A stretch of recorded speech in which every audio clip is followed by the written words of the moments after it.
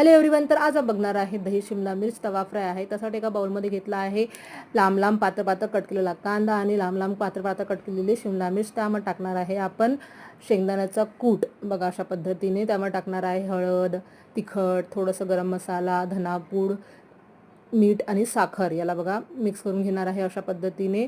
चवीनुसार आपल्याला मीठ टाकायचं आहे बघा. आता मस्तपैकी याला मिक्स करून घेणार आहे आणि 5 ते 10 मिनिटासाठी आपण रेसला ठेवणार आहे. नंतर आपण नाही का गॅसवर तवा ठेवलेला आहे गरम करायला. त्यामध्ये टाकणार आहे आपण आवश्यक तेवढं तेल. बघा अशा पद्धतीने एकदा तुम्ही दही शिमला मिर्च नक्की ट्राय करून बघा.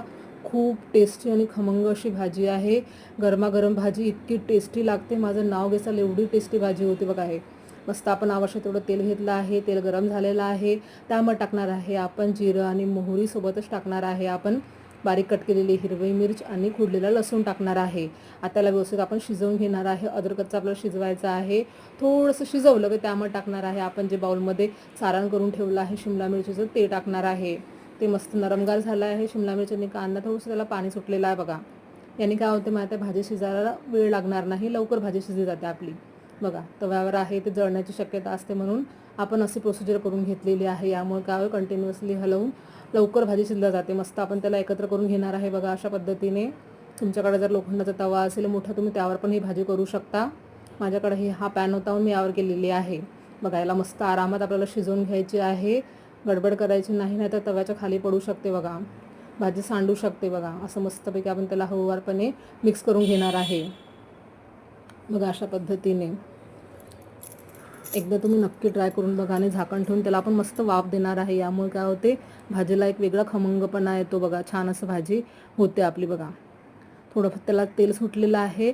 आता यामध्ये टाकणार आहे आपण थोडंसं पाणी टाकणार आहे बघा. यामुळे काय होते, जे काही अर्ध कच्चं शिजलेलं राहील ते शिजून जाणार आणि त्याला एक ग्रेव्हीचं स्ट्रक्चर येईल बघा. छान असं भाजी आपली होत आली आहे बघा. आता आपण याला परत एकदा झाकण ठेवून त्याला वाफ देणार आहे बघा. छान असं आपली भाजी होत आलेली आहे. भाजी होत आल्यानंतर त्यामध्ये टाकायचं आहे दही.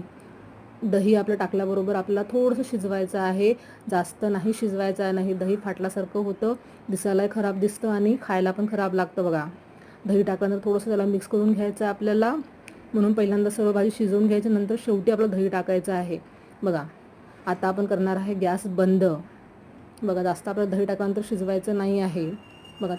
मस्तपैकी आपण याला गॅस बंद करून ठेवणार आहे. मिक्स करणार आहे आणि भाकरीबरोबर याला मस्त सर्व करणार आहे. चपातीबरोबर, भाकरीबरोबर, पुरीबरोबर पण तुम्ही सर्व करू शकता. तर तुम्हाला आजची रेसिपी कशी वाटली कमेंट करून मला नक्की सांगा.